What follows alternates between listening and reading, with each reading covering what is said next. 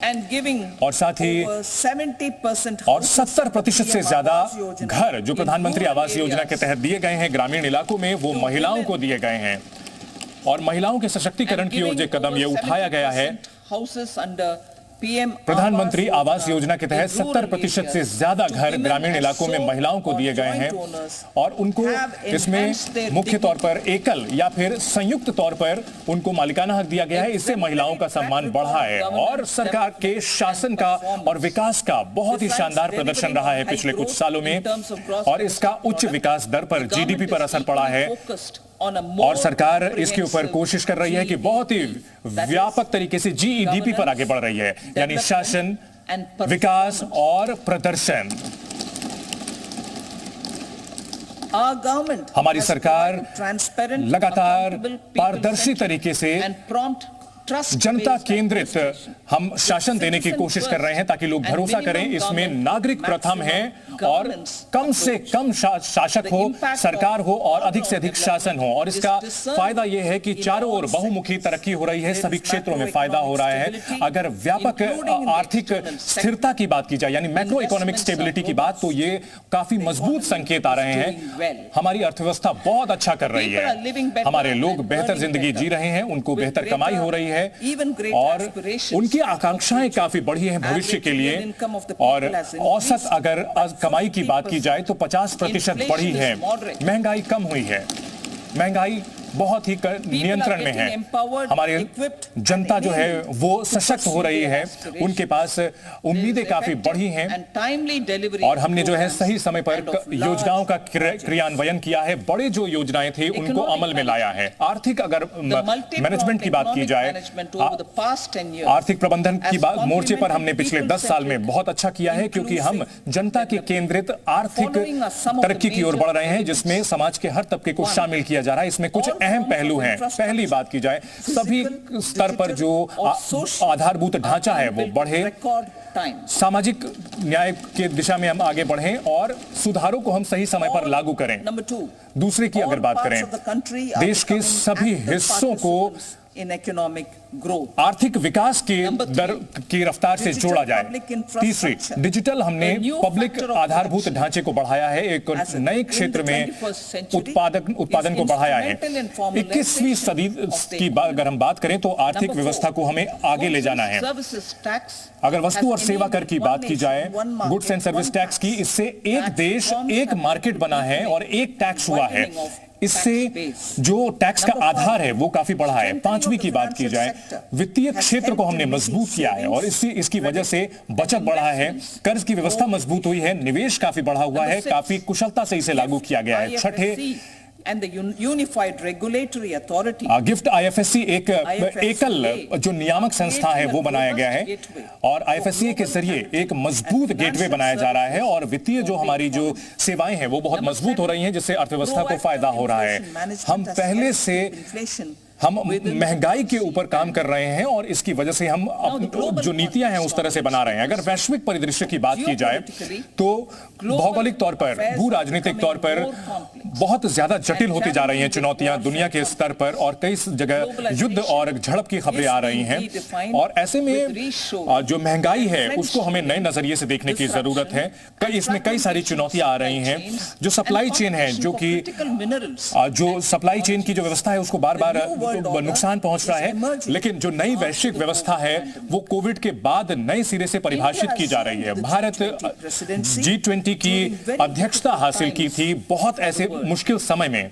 दुनिया के सामने बहुत चुनौतियां थी जब G20 की अध्यक्षता भारत ने की। वैश्विक जो अर्थव्यवस्था थी उसमें बहुत ज्यादा महंगाई थी, बहुत उच्च टैक्स था और विकास दर जो है कम था, सरकारी कर्ज काफी ज्यादा था और वैश्विक आधार पर जलवायु परिवर्तन की चुनौतियां थी। अगर कोविड महामारी की बात की जाए तो भोजन की, उर्वरक की, वित्त की समस्याओं से जूझ रहा था, लेकिन भारत ने ऐसे समय में इन चुनौतियों को बहुत सही तरीके से पार किया और अपना रास्ता प्रशस्त किया। हमारे देश ने यह दिखाया कि आगे का रास्ता क्या हो सकता है और हमने एक राय बनाई। ऐसी जो चुनौतियां थी, जो वैश्विक चुनौतियां थी, उनका हमने सही तरीके से समाधान किया। हमने मिडिल ईस्ट यूरोप कॉरिडोर की बात की और एक बहुत ही रणनीतिक और आर्थिक तौर पर बहुत बड़ा गेम चेंजर साबित होने जा रहा है, न सिर्फ भारत के लिए बल्कि इसके साथ जुड़े दूसरे साझेदारों को भी इसका फायदा मिलेगा। प्रधानमंत्री नरेंद्र मोदी के शब्दों में अगर बात की जाए तो ये जो कॉरिडोर है, मैं उनको कोट करना चाहूंगी, ये विश्व व्यापार का बहुत बड़ा आधार बनने जा रहा है। अगले कई सदियों तक इसे ये काम आएगा और इतिहास हमें याद रखेगा कि हमने भारत की धरती से इसकी शुरुआत की थी। प्रधानमंत्री ने यह बात कही है, विकसित भारत की जो सोच है, हमारी जो सोच है विकसित भारत के लिए, वो ये है कि हमारा देश खुशहाल बने और इसमें हम जो प्रकृति के साथ अच्छी तरह से रहें, हमारे पास आधुनिक ढांचा हो और लोगों को बहुत बराबर के मौके मिले, सभी क्षेत्र के लोगों को फायदा मिले ताकि वो अपनी जो भी संभावनाएं हैं उसका दोहन कर सकें और सही तरीके से फायदा कर सकें। और इसमें हमारा जो प्रदर्शन है वो बहुत शानदार रहा है। हमने अच्छी तरक्की की है, हमने सबका विश्वास हासिल किया है अगले 5 साल में, और ये ऐतिहासिक विकास के अगले 5 साल होने जा रहे हैं और ये सुनहरे अक्षरों में लिखा जाएगा ताकि विकसित भारत का जो सपना है वो हम 2047 तक साकार कर सकें।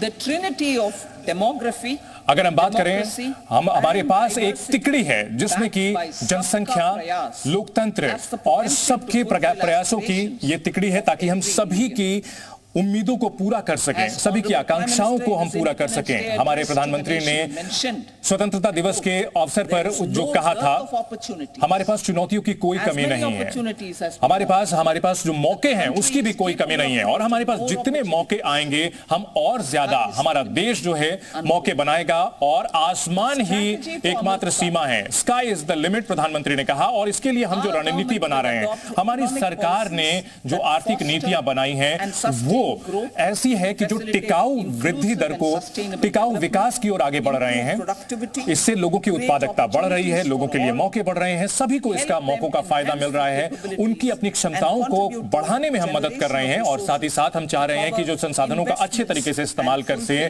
ताकि जो है ऊर्जा हो, ऊर्जा के जरिए हम निवेश को आगे बढ़ाएं। हम रिफॉर्म, परफॉर्म और ट्रांसफॉर्म यानी कि सुधार, प्रदर्शन और बदलाव की दिशा में आगे बढ़ रहे हैं और हम एक राय बना रहे हैं, सहमति बना रहे हैं राज्यों के साथ और तमाम इसमें जो हितग्राहक हैं उनके साथ हम आगे बढ़ रहे हैं ताकि इसका सही तरीके से क्रियान्वयन किया जा सके। हमारे लिए जो नीतियां बनाना है वो बहुत, हम चाहते हैं कि समय पर निपटाया जा सके और हम सभी वित्तीय व्यवस्था उपलब्ध कराना चाहते हैं सभी योजनाओं के लिए। जो छोटे और मध्यम उद्यमी हैं, एमएसएमई हैं, उनको हम सही तरीके से फंड उपलब्ध करा सकें ताकि वो सही तरीके से काम कर सके, वो माहौल बनाए। हम जो नियामक हैं उनको सरल करना चाहते हैं ताकि विकास जो है सही तरीके से आगे बढ़े और इस पॉलिसी का फायदा यही है कि विकास सही तरीके से हो सके। हम पंचामृत जो लक्ष्य है उसके साथ हम जुड़ रहे हैं। हमारी सरकार ये कोशिश कर रही है कि ज्यादा से ज्यादा आर्थिक विकास दर हासिल की जा सके और संसाधनों का अच्छा इस्तेमाल किया जा सके। हम ऊर्जा की सुरक्षा जो है सुनिश्चित करना चाहते हैं, लोगों को ज्यादा से ज्यादा ऊर्जा मिल सके और ताकि वो इसका वहन भी खर्च कर किफायती तरीके से कर सकें। हम चाहते हैं कि वित्तीय क्षेत्र जो है वो मजबूत हो, वो वित्तीय क्षेत्र यानी फाइनेंशियल सेक्टर बढ़े, लोगों के स्किल यानी कि उनका कौशल बढ़े और उनको जो नियामक है वो सरल तरीके से ये सुविधाएं उपलब्ध कराएं। एस्पिरेशनल डिस्ट्रिक्ट प्रोग्राम यानी आकांक्षिक जो जिले वाली योजना थी, हमने इन डिस्ट्रिक्ट जिलों को और ब्लॉक्स को आगे बढ़ाने की कोशिश की थी और वहां पर आर्थिक मौके बनाने की कोशिश की थी। हम जो पूर्वी क्षेत्र हैं उसकी तरक्की की ओर आगे बढ़ रहे हैं। हम चाहते हैं कि हमारा जो पूर्वी क्षेत्र है वो बहुत ज्यादा तरक्की करे और हमारे देश के विकास का वो प्रमुख कारक बने। पूर्वी क्षेत्र ये सुनिश्चित हम कर रहे हैं। प्रधानमंत्री आवास योजना ग्रामीण की अगर हम बात करें तो इसके सामने बहुत सारी चुनौतियां थी कोविड की वजह से, लेकिन हमने जो क्रियान्वयन पीएम आवास योजना ग्रामीण को आगे बढ़ाया और हम लक्ष्य हासिल करने के करीब हैं। 3 करोड़ घरों का जो लक्ष्य था ये हासिल करने के हम करीब हैं।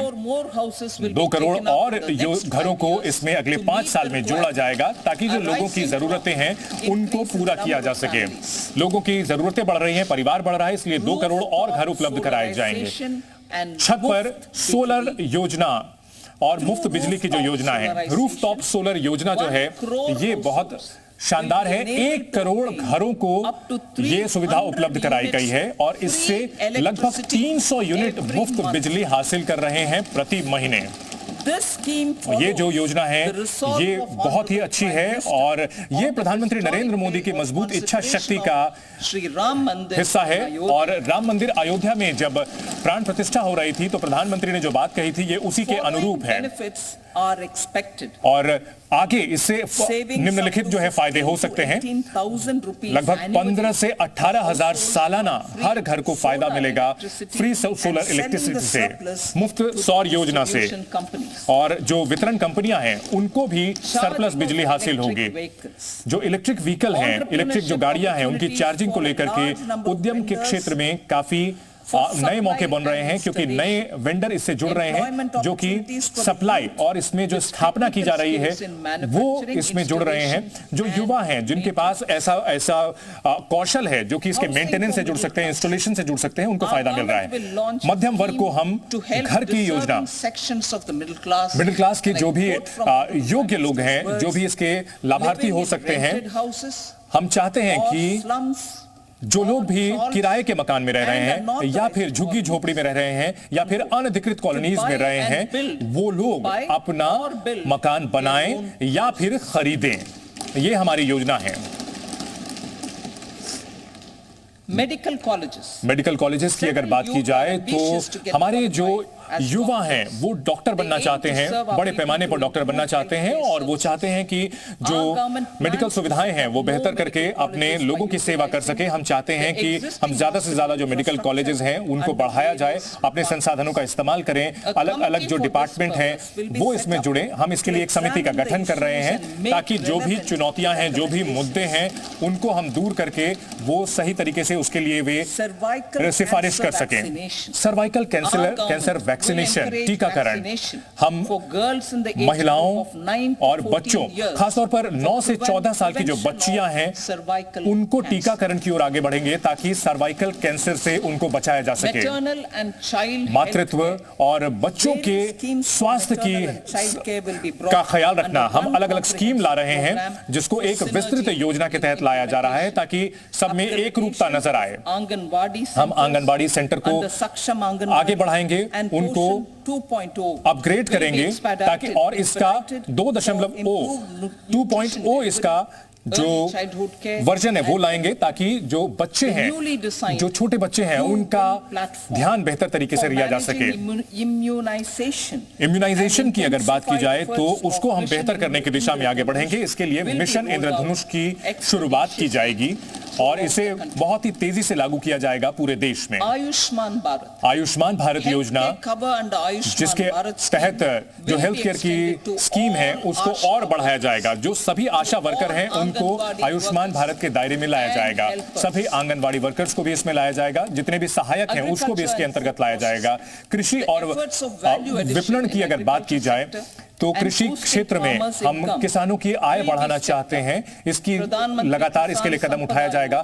प्रधानमंत्री किसान संपदा योजना से 38 लाख किसानों को फायदा हुआ है और 10 लाख रोजगार के मौके भी बने हैं। प्रधानमंत्री माइक्रो फूड प्रोसेसिंग एंटरप्राइज, हम चाहते हैं कि जो छोटी फूड प्रोसेसिंग योजनाएं हैं, स्कीम है, उनको आगे बढ़ाया जाए ताकि 2.4 लाख सेल्फ हेल्प ग्रुप को इनके साथ जोड़ा जाए, उनको कर्ज दे करके उनको वित्त पोषण दिया जाए ताकि किसानों को जो खेती के बाद जो नुकसान होता है उसका वो नुकसान कम हो और उनकी उत्पादकता बढ़े। हम हर सेक्टर को आगे बढ़ाना चाहते हैं। हम चाहते हैं कि प्राइवेट और जनता की भागीदारी बढ़े ताकि किसानों को जो खेती के बाद जो गतिविधियां होती हैं उसमें फायदा हो, भंडारण अच्छे तरीके से हो सके, जो सप्लाई चेन है वो बेहतर हो, उनके उत्पादों की मार्केटिंग और ब्रांडिंग सही तरीके से हो सके। नैनो डीएपी यानी उर्वरक की अगर हम बात करें, हमने नैनो यूरिया की शुरुआत की थी और इसे सफलतापूर्वक लागू किया और हम नैनो डीएपी को हम का दायरा जो है वो अलग अलग उपज के लिए वो बढ़ाया जाएगा। आत्मनिर्भर ऑयल सीड्स हम अगर बात की जाए आत्मनिर्भर तिलहन की दिशा में हम बात करें तो 2022 में हमने कई कदम का ऐलान किया था। एक रणनीति का गठन किया जाएगा ताकि हम तिलहन के क्षेत्र में आगे हम बढ़ सके, जैसे कि सरसों, मूंगफली, सोयाबीन और सूरजमुखी, इसके क्षेत्र में हम आत्मनिर्भर बनना चाहते हैं। इसके लिए हम अधिक उपज वाली जो वैरायटीज हैं वो हासिल करना चाहते हैं। आधुनिक